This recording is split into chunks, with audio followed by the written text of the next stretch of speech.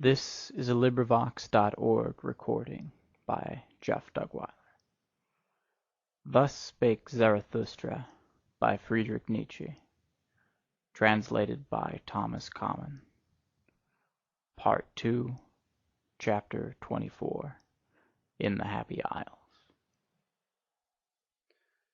The figs fall far from the trees, they're good and sweet, and in falling the red skins of them break. A north wind am I to ripe figs. Thus, like figs, do these doctrines fall for you, my friends. Imbibe now their juice in their sweet substance. It is autumn all around, and clear sky, and afternoon. Lo, what fullness is around us! And out of the midst of superabundance, it is delightful to look out upon distant seas.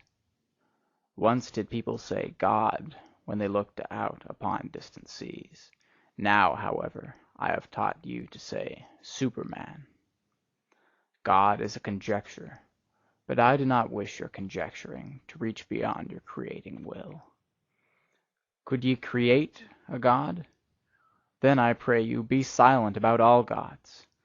But ye could well create the Superman. Not perhaps ye yourselves, my brethren, but into fathers and forefathers of the Superman could ye transform yourselves, and let that be your best creating.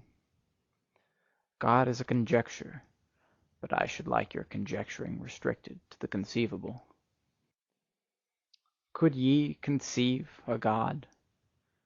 But let this mean will to truth unto you, that everything be transformed into the humanly conceivable, the humanly visible, the humanly sensible. Your own discernment shall ye follow out to the end. And what ye have called the world shall but be created by you. Your reason, your likeness, your will, your love, shall it itself become. And verily for your bliss, ye discerning ones. And how would ye endure life without that hope, ye discerning ones? Neither in the inconceivable could ye have been born, nor in the irrational.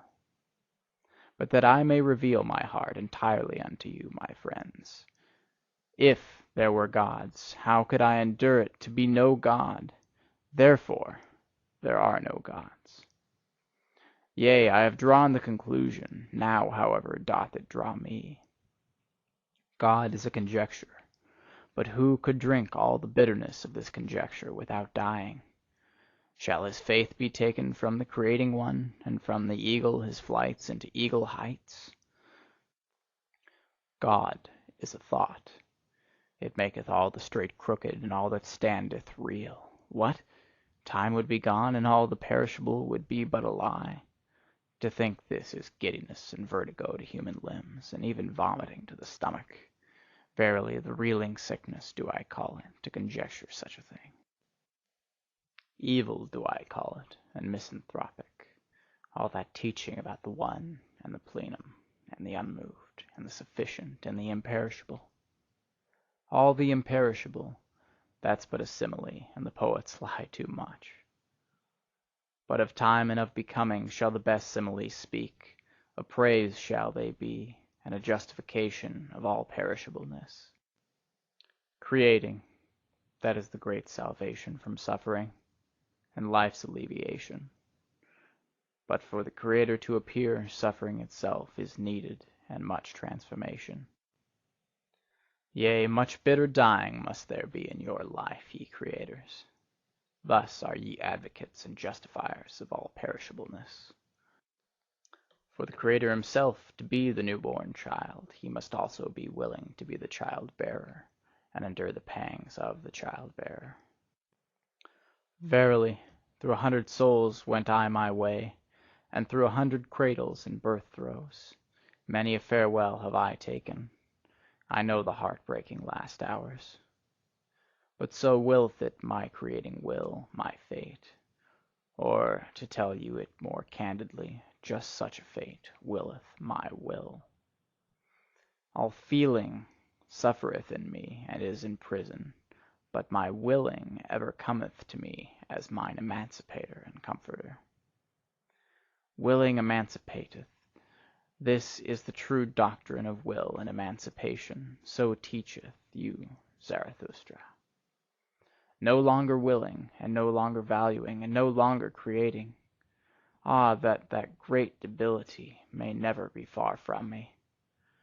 And also in discerning do I feel only my will's procreating and evolving delight.